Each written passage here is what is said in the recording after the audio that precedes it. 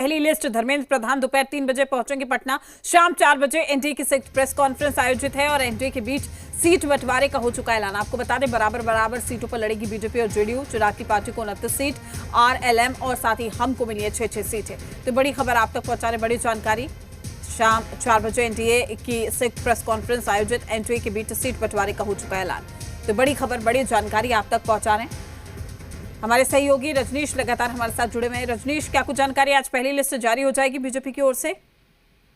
देखिए, बीजेपी की ओर से अंदर खाने अब जो कुछ सीटें हैं, चूंकि कल देर रात तक जो होमवर्क है और जो तमाम सारी बातों को निपटाने की बात थी दिल्ली में, तमाम जो बड़े नेता जो कंसर्न है वो माथापच्ची करते रहे और एक तरीके से अब ये पूरा मसला मामला जो है सीटों का वो सुलझा लिया गया है। और इससे पहले लंबी मैराथन बैठक हुई थी और उसके बाद देखिए देर शाम को जो स्ट्राटा आया था और जो सीट शेयरिंग का फॉर्मूला था एनडीए में, उसमें सीटें तय हो गई थी कि किन पार्टी को कितनी सीटें जा रही हैं, लेकिन कौन सी सीटें जा रही हैं ये तब तक तय नहीं था। प्रधानमंत्री नरेंद्र मोदी जब बैठक के बाद निकले और उसके बाद फिर इस पर तमाम जो सीटों का मसला है उसको सुलझाकर और वो सामने लाने की बात कही गई थी। तो लिहाजा उसमें भी करीब 2 से ढाई घंटा का समय लगा और करीब 12:30-1 बजे रात तक ये मसला जो है वो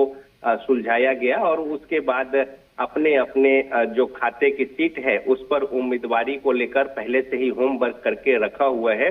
तो आज संभव है कि ये रिवील्ड हो और साथ ही साथ धर्मेंद्र प्रधान जो कि बिहार के चुनाव प्रभारी हैं वो पटना पहुंच रहे हैं और साथ ही यहाँ पे एक प्रेस कॉन्फ्रेंस भी एनडीए की सामूहिक होनी है। लिहाजा हालांकि समय आधिकारिक तौर पे समय 4 बजे का है, लेकिन स्थान अभी तक इंगित नहीं किया हुआ है। तो बहुत संभव है कि मौर्या होटल में या कहीं दूसरे, जैसा कि पहले भी होता रहा है, स्थान निर्धारित करके आधिकारिक सूचना आए। लेकिन आज प्रेस कॉन्फ्रेंस करके और तमाम बातें स्पष्ट कर दी जाएंगी जिससे कि उम्मीदवारों को भी सुविधा साधन होंगे, कैंपेन से लेकर लोगों को अपने पाले में गोलबंदी और मुहिम चलाने को लेकर, चुनाव प्रचार को लेकर, और जनता को भी जो आम बिल्कुल रजनीश, देखिए जितनी जल्दी तस्वीरें साफ हो जाएंगी उतना प्रचार प्रसार करने में दिक्कत नहीं होगी, क्योंकि चुनाव स्टार प्रचारकों की जो लिस्ट है बीजेपी की ओर से वो भी सामने आई थी और ऐसे में ये कहा जा सकता है कि हर एक दिन काफी महत्वपूर्ण हो जाता है, क्योंकि बेहद कम समय रह गया है, बीच में त्योहार भी है। बिल्कुल, देखिए बीच में त्योहार भी है। हालांकि जब चुनाव सामने होते हैं तो जो राजनीतिक पार्टी है, नेता है, उम्मीदवार है या फिर राजनीतिक व्यक्तित्व है, उनके लिए सबसे बड़ा त्योहार जो है वो लोकतंत्र का पर्व ही हो जाता है। और त्योहार के मौके पर भी जो एक गैदरिंग होती है, लोगों का जुटान होता है, उसको भी वो उसी तरीके से देखते हैं कि लोग कहाँ पे एकजुट है तो किस जगह अपनी बातों को वहां पे रखने में सुविधा होगा और किस तरीके से संचार माध्यम के जरिए, अलग अलग जो टूल्स टेक्निक है उसके जरिए अपनी बातों को ज्यादा से ज्यादा लोगों तक कम समय में पहुंचा पाएंगे।